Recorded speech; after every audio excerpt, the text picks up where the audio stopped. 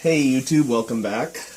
Today I'm doing something a little bit different. I went to an estate sale today, and estate sales are pretty good places to check out what might be available for vintage and antique mechanical pencils, and most of them are busts, honestly, because most people don't collect mechanical pencils, obviously, but I came across this giant bag of pens and pencils for $1.50 at an estate sale, and so that's well worth the risk for $1.50. And so what I'm just going to do here is I'm going to dump out the bag and see what we have here. There may be some nice pens in here as well as pencils, and so I'm just going to go ahead and bust open the bag and see what we got here.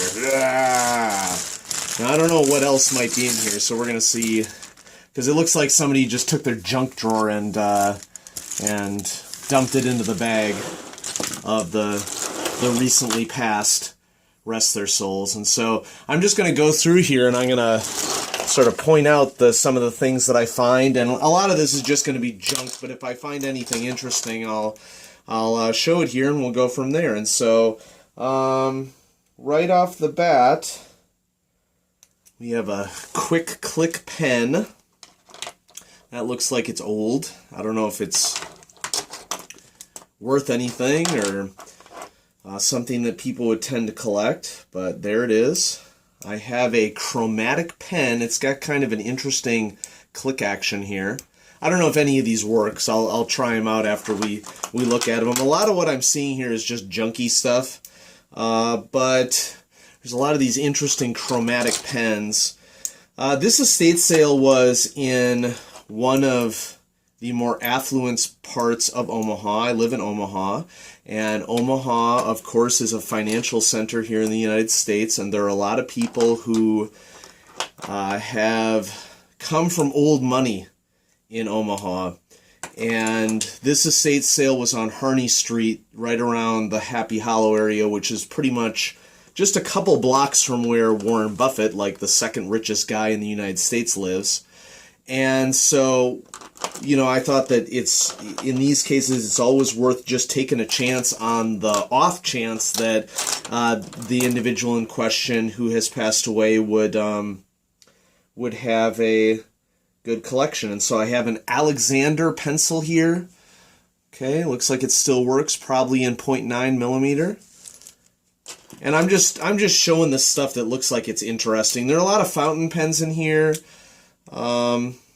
I know that there's some people who are fountain pen collectors, and so this guy clearly collected fountain pens, and so we got a couple in here. I'm just going through the stack and trying to see if there's anything interesting. When I was initially searching through it, I saw that there was some interesting finds that for $1.50 was totally worth taking a chance at, and so I'm just going through all this stuff and figuring out what we have. A lot of satellite pens, never heard of these. Some of these are nicer, but nothing really stands out to me so far as being like, oh, whiz bang, that's amazing. But for $1.50, what do you expect? I mean, it's basically just a collection of pens and pencils, and so I know that there are some pencils in here besides the ones that I've shown, and so those will be coming up shortly. Here we go. Here's a Cross pencil in what looks like, gosh, I don't know, probably 0.9. It needs lead. The lead will extend. It's not really retracting in very well, and it could be that it is not a retractable version of a Cross pencil, but there's a Cross mechanical pencil in there. Just going through here and seeing what we have. This is an interesting find. I think that this is a Lamy Safari in like a rollerball ink pen. So that's interesting. I didn't see that in there when I first checked out the lot. So we'll just keep going here and see if we find anything interesting. There's a lot of these chromatic pens in here, which I had never heard of before, and so it's always interesting to check out new stuff. Still going. A lot of these are the same type, and a lot of them are marked Newcastle Retirement Center. So that's where this gentleman might have spent his last years. Rest his soul. Yeah, it's mostly all pens. He was clearly a pen guy. I'm not seeing a lot of pencils amongst the lots. Here's another. Well, this is interesting.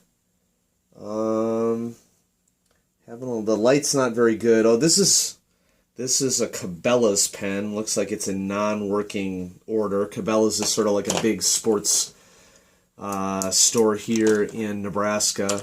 Their headquarters is in western Nebraska. And so when you go to these estate sales, another one of these chromatic pens, when you go to these estate sales, you'll tend to see stuff from all over Nebraska. And when you go vintage mechanical pencil shopping in Nebraska, you tend to see a lot of Nebraska-themed pens and pencils. And so far it's looking to be like it's a bust other than that cross, but still a little bit left to the pile. And so I'll diligently go through it and see what I can get out of it, and we'll go from there. So yeah, most everything else in here is pretty well crud, and so these are the highlights. Most of which is not terribly interesting for me. We have just two mechanical pencils, the Alexander here and the Cross. And so, for $1.50, it's not bad. This is a Lamy All-Star or Lamy Safari that I'm sure that I can refill here with. It looks like a rollerball ink cartridge.